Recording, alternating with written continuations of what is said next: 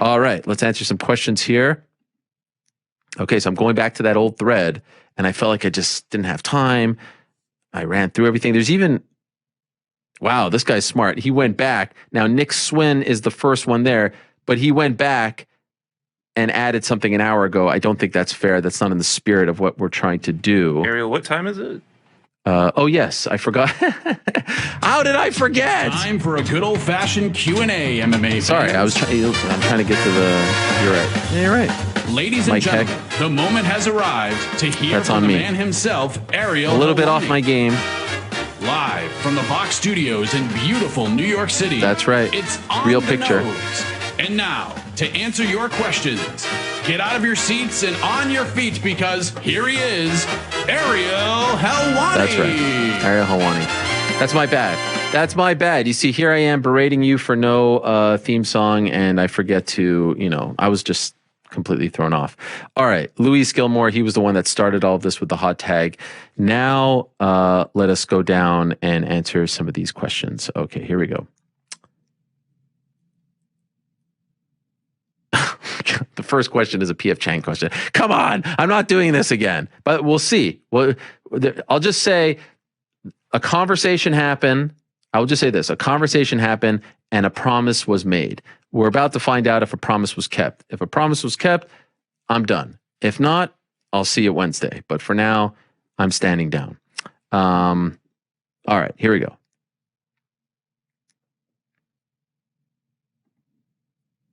I want to start with a good one. Ariel, how many times do you think Stylebender and Bobby Knuckles will fight? That's an interesting one. I could see them being, in there 3 times with each other, but I'll say twice. The latest on that fight is hopefully February. That's the latest. So we know January 22nd will be Francis Ngannou against Ciryl Gane. Shooting for February, but they're a little far apart right now is what I'm hearing. What's up with Holly's knee? She posted a picture standing on one leg a few days later. Yeah, she injured her knee. Mike Winklejohn told us this last week, and hopefully she'll return by the end of the year. I saw a lot of people saying, run back Norma Dumont versus Holly Holm. That was the fight that was supposed to be made. I don't think, before Holly got injured and then they put in Aspen Ladd, I don't think that Holly really wants to fight at 145. If I'm being honest. So I'd rather see her fight at 135. Remember, a year ago, she beat up Irene Aldana in a great performance. In a performance where I thought Aldana would be, in a prime position. You win this fight, you beat Holly Holm, and then you're maybe one fight away from fighting for the belt, or even the next one. And Holly Holm dominated that fight. And so I think that Holly Holm is best served fighting at 135. Now, the big question is, Kayla Harrison fights on October 27th. Her contract up at the end of the year. Kayla Harrison versus Norma Dumont at 145 in Harrison's UFC debut. Harrison's going to get paid. Harrison's going to win on October 27th. I don't even know what the odds are for that fight. I feel certain. Clip this off if I'm wrong. Send it to Old Takes Exposed. Is it Cold Takes Exposed? Old Takes Exposed? I don't know what it is. Send it to them. You know the Twitter feed I'm talking about. She's winning that fight, and she is going into free agency as one of the most desired fighters in the history of free agency in MMA. Now, I know it's not a rich and storied history, but she's going to be a very, very hot commodity. If I'm Bellator, I am making a strong play. Kayla Harrison is a star. Kayla Harrison is an absolute star. I'm making a hard play to sign her to do that Cyborg fight. If I'm the UFC, I want her as well to do the Nunes fight, to, fight at 145, debut with a Norma Dumont type of fighter.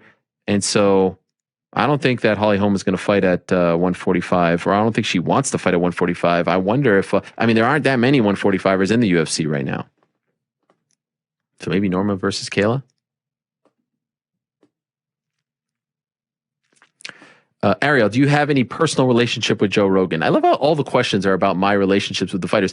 And then every time it gets clipped off or something, or someone recaps what I say, they say, I'm looking for drama. I'm looking for all kinds of headaches. I'm looking, I saw one guy right just now, Ariel's looking for, no, I'm not. I'm just answering. You guys are asking me the questions and I'm answering them in the most honest way possible. And you love to know my relationship. I do not have a personal relationship with Joe Rogan. He was very kind to me earlier in my career. He let us go backstage, Casey and I, to film him before one of his comedy sets, I think July of 2010. I don't think he should be removed. I actually think he serves a great purpose for the UFC broadcast. Am I a huge fan of the podcast? I don't really listen to it. It's just not like I'm more of a sports podcast guy. My uncle, Gad said, has been on his podcast multiple times. In fact, I think I actually introduced Gad to Joe. We're not that close as well, but that's just, I don't live in Montreal and things like that. And so I don't really get involved in all the hate towards Joe or all the chatter around Joe. He serves a great purpose. I already talked about not loving what he said after 199, but I'm not like holding on to that hate. And no, I've never been invited to the podcast, and I'm totally fine with that. Much love. It's great. He's making a lot of money. One of the very first guys to embrace the world of podcasting, and it paid off. Ariel, have you watched Fighting in the Age of Loneliness? No, I haven't. But that sounds really interesting. What is it about? Let me just Google that really quickly. Fighting in the Age of Loneliness. Is it about history of... Oh, it's a documentary from SB Nation. This might have been when I was, working elsewhere. I will check that out. Thank you. Jake from Windy City here. Do you have any favorite fights from these three past eras? Pride FC, WEC, and Strikeforce. Wow. One of my favorite WEC fights, Takeya Mizugaki versus Miguel Torres, WEC 40. I was there. University of Illinois, Chicago, UIC Pavilion. Man, 2008. By the way, tomorrow is the 14-year anniversary of my very first website, my foray into the world of MMA journalism, jerrypark.com, which is still around. October 19th, 2007. I left my job at Spike TV as a production coordinator. I said, I don't want to do this anymore. I was there for a week. I didn't like the job. And I said, you know what? This is the crossroads of my life. I'm going to start my own website. Every morning, I'm going to post an interview with a fighter, an audio interview. I'd reach out to them via MySpace.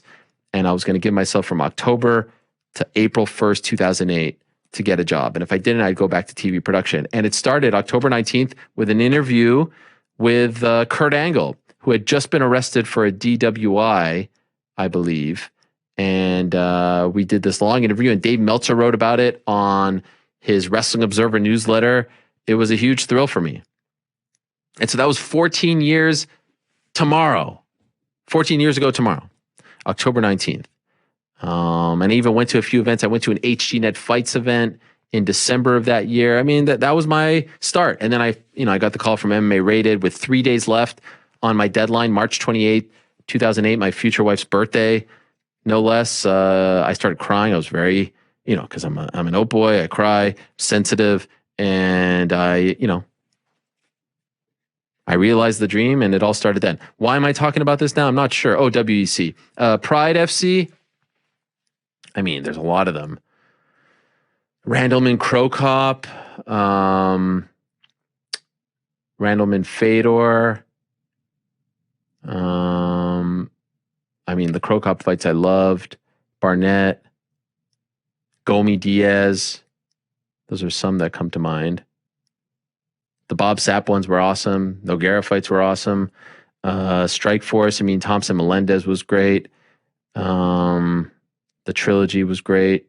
Not a top 5 trilogy or anything like that, but, definitely in the discussion. Diaz, Frank Shamrock was a great one. Diaz Daly was a great one. So many great ones. Fedor Verdum, short but shocking. Non-MMA questions. Stephen A. and Max Kellerman have been having debates on First Take constantly, not anymore. So to put you on the spot, if you have to rank your top 5 GOATs in all of sports, who would those be? My personal top 5 list: Muhammad Ali, Michael Jordan, Wayne Gretzky, Michael Phelps, Lionel Messi. Man. Basketball, Patrick Ewing. Football, Jim Kelly. Hockey, Patrick Roy. Soccer, Freddie Adu. No, I'm just messing. I mean, that's a pretty damn good list. Hard to argue with Ali, Jordan, Gretzky. No football in there. Maybe this is a European. Who would be the GOAT in football? Brady? Josh Allen in like 15 years. Ariel, if the UFC was to begin having bigger cards but less frequent cards, wouldn't this make it much tougher to talk on your podcast weekly? Or would you only do your show if the UFC has one? Hell no. There's a lot going on. I mean, look, okay, let's say they had bigger cards but less of them, right? Once every 2-3 weeks. There's still 12 fights, 24 fighters on every card. We were doing this show back when it wasn't even cool to do these shows. Before anyone was in their little spare bedroom looking into a Zoom camera. You know what I'm saying? So there's always plenty to talk about. I just want, I want quality. I want, rich, deep cards with big names top to bottom. The prelims have big names. That's all I want. Ariel, did you see that Derek Rose got engaged at MSG? A rare ring ceremony there. I mean, come on. Go Bulls. Real talk. What's with that hack podcaster that tries to come at you? I told you, not today. Okay? Not today. We'll see. By Wednesday, we'll know. We'll see if what happened in our private conversation comes to fruition. We'll know. So I'm being a good soldier. Sometimes Helwani can check himself and say, you know what? We'll stand out. There's a few other guys that are deserving of a little hot tag action, and they know who they are, trying to disparage my name, trying to bend the truth. They're in the corner begging to be made famous. They just want the rub so badly, begging for Helwani to come over and say, okay, fine. I'll give you the rub. I'll put you over. I'll cut a promo on you. But for now, not in the mood. Not in the mood. No, not in the mood. How about this? Hey, Ariel, this is an appreciation post rather than a question. Dropping the bomb a few shows back that Mike Heck was the creator of the Rick's Picks song raised him several notches in everyone's book. As it should. Really enjoyed the segment with GC, as you should. He has a calming voice that puts the listeners at ease. Wow. Amazing. Who's writing this? GC's mom? Would love to have an unannounced New York Rick appearance with his theme song dropping randomly during the show, NWO style. Keep up the great work. I mean, this guy's cutting a promo right here, Dallas, New York. It's not a bad idea.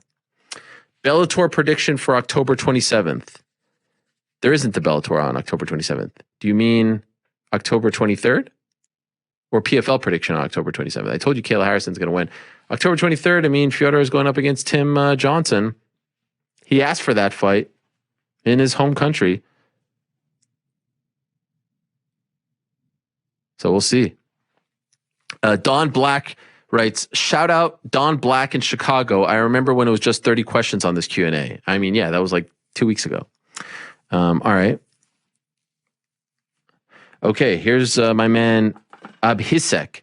Dear Ariel, as we always talk about lack of competition in terms of MMA supremacy, which shall challenge the UFC, do you really feel any of the current promotions like Bellator, PFL, and others are intentionally trying to manage low profiles to maintain their little presence rather than being gobbled by UFC? No. I think they all want to be as big as possible, and they don't have to be gobbled by the UFC. You allow yourself to be bought out. Like UFC doesn't come in there with two guns blazing and say, hey, give me your promotion.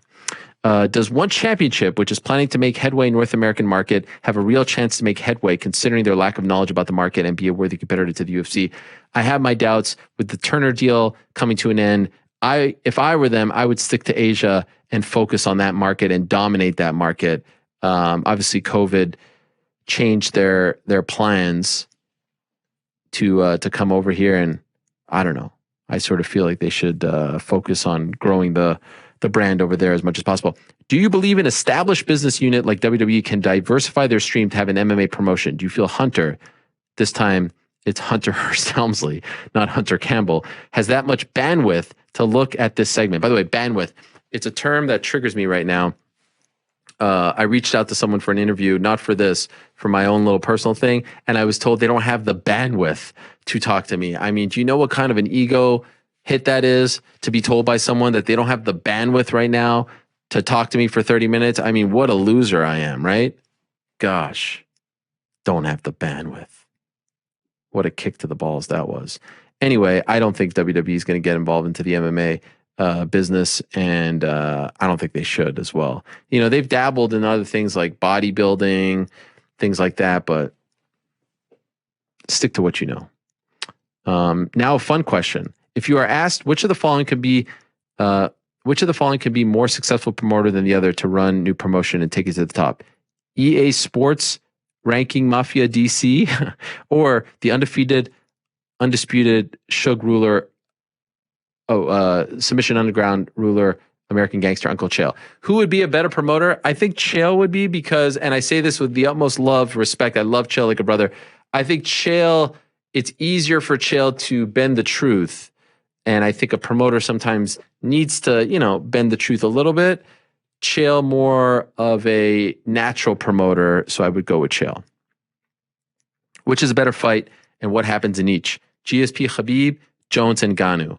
I think Ngannou beats Jones right now. GSP Khabib depends on the weight class. If it's at 170, GSP. If it's at 155, Khabib. Shout out Helwani. Too many big questions this week. Who will be the next guest on the Helwani show, and will it be AJ Hawk? No, I love AJ Hawk. I should talk to him. Renee Paquette, if you're familiar with her. I'm looking forward to that very much.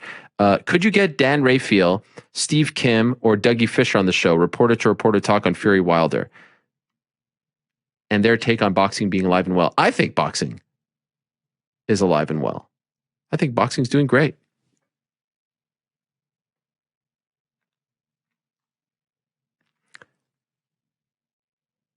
This was from last week. Are Canadian Thanksgivings really as similar to American celebrations as you've shared sweet potatoes, pumpkin pie, turkey, etc.? Inquiring minds, what did you do? Give the play-by-play as if you're on Showtime. Okay, Amy Otis.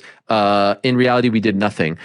I never actually celebrated Thanksgiving as a kid, believe it or not. I didn't even have off from school. Thanksgiving in Canada is on a Monday as opposed to a Thursday. There's some CFL football on. I wonder if GC's ever gambled on CFL. I'm going to guess no. But maybe I'm wrong. You let me know. And we didn't really do anything. It wasn't that big of a deal. It's nowhere near the kind of deal that it is here in America. But yes, it's the same type of stuff. Sweet potatoes, pumpkin pie, turkey. It's one of my favorite, if not my favorite holiday, now living in the States 20 years, because there's no religious attachment. It's a great time of year. The sports, the leaves, the weather, all this stuff. But in Canada, at least in Quebec, I hear it's bigger in Ontario, British Columbia, and other parts of Canada, but in Quebec, not a big deal, at least where I grew up. Not a big deal at all, believe it or not. Hey, Ariel, this is from my man Ian. Did Cesar Gracie ever reach back to come on the show? No. Can you elaborate more on what you know? No. He just said it's not a good time. I know that there was a falling out way back when between him and Nick, and then they reunited just before he was announced to come back and fight. Did they have another falling out? I don't think so. I noticed Nick and Halleck Gracie had Halleck Gracie in his corner. I don't think he did. I don't think that's right. I think he had Half Gracie, if I'm not mistaken. How dare he snub the nose? I agree. Nick was managed by a guy named Kevin. Kevin and Caesar, I think, had a bit of a tete-a-tete, and then Caesar took over on the back end, and I don't really know where all that stands. That was a lot of drama. Ariel, 2 questions. Does an impressive Hamza win leapfrog him over Leon? God, no. Are you kidding me? He hasn't fought in over a year. Was there a time where you were starstruck meeting someone while working in MMA? I don't know if I was ever starstruck per se, but there were definitely moments like, wow, I can't believe I'm standing next to BJ Penn right now. Wow, I can't believe I'm standing next to Fyodor Emelianenko right now. But starstruck to the point where I felt like I couldn't ask a question, where I was nervous. You know, when I did the NBA stuff, I'm like, wow, I'm standing next to Kawhi Leonard right now. But I've never really truly felt starstruck, for better or worse.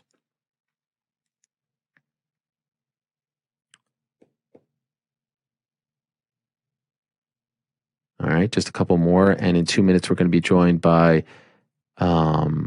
Jorge Masvidal. Hey, Ariel, top 3 MMA moments to be immortalized in Canvas. Also, props to being much more than an MMA show with guests like Cruz and Fury highlighting the issues of mental health. You've been a huge help in a troubling time. Keep it up. Thank you, Nick. Man, top 3 moments. I mean, Royce Gracie winning UFC 1. Top 3 moments in MMA history. I mean, the next one that came to mind was the Showtime kick. I mean, there's so many. Conor knocking out Aldo, Diaz, submitting Conor, Holm knocking out Ronda. I don't know. Those are a few that come to mind. I'm so happy and love that the MMA Hour is back. When you made the change to DC and Helwani, when you announced it, you said you wanted to do that kind of show because you were burnt out on your prior layout. How did your show with DC on ESPN become permanent, and why did ESPN remove the old format and go that way? Ever since I got there, they wanted to make the show shorter. They wanted to have less guests, and it was a constant back and forth, back and forth. And then I felt like I couldn't have certain guests and I couldn't say certain things. And by the end, it was like, all right, I can't even do the show the way I want to do it anymore. And we were literally going to change the format dramatically 2 weeks before COVID. It was going to change dramatically. It was something I was not happy about, and I had no say in the matter. And it, quite frankly, really depressed me. I felt like my soul was dying. And then COVID hits, and we say, hey, you know, let's just do this thing with DC for the time being. We were about to do a radio show once a month, and it just felt like an easy placeholder. And then the DC thing started to gain momentum, and all of a sudden, you know, it became a thing. And it became sort of a blessing in disguise. It was fun. I was looking forward to it. But towards the end, and I chose this life, I was missing the interviews and the format and the desk and the set and the studio and live. I was missing all these things. And so one day, DC and Helwani, I hope returns, and I hope we get to do the show again. I know you guys miss it. I miss it as well. But for now, I'm very happy. P.S. I love DC and Helwani too. You two had amazing chemistry. I'm pumped for you to have him as a guest, and hopefully it's for an entire hour. Never. I'm never going to have him on the show. He's dead to me.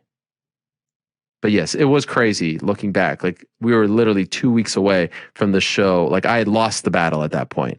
We were going back and forth, back and forth, back and forth. And I finally lost the battle. I mean, the show started off as like 5 hours with 15 guests, and it kept getting smaller and smaller and smaller. And then I had to drive to Bristol. And I'm not complaining. Look, it was a dream thing, but like that's a 4-hour commute every Monday, and you're tired after the show. And so it just wasn't what I signed up for.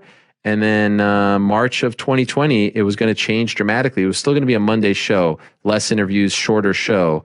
I wasn't happy, but I didn't have much of a say at that point. And then COVID hits, and then we change it all up. Crazy, right?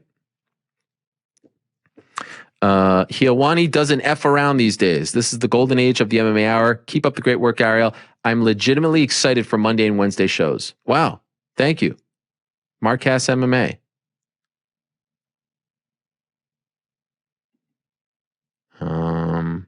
All right. Okay, so I think I got to most of them here. Is there one quick one I can slide in? Who are your top 3 unranked UFC fighters that you think have the best chance to contend for a championship one day? I think Ian Gary's one. Is Jack Shore ranked? He's another one. Who else? I mean, it's hard on the spot here to think of these. Those are 2 that come to mind. Can I think of one more on the spot? Casey O'Neill, is she ranked? I think she's going to be a star. Those are 3. Is Casey O'Neill ranked? She's 14th. Whatever, 14th. You get the point. All right. Thank you for all the questions.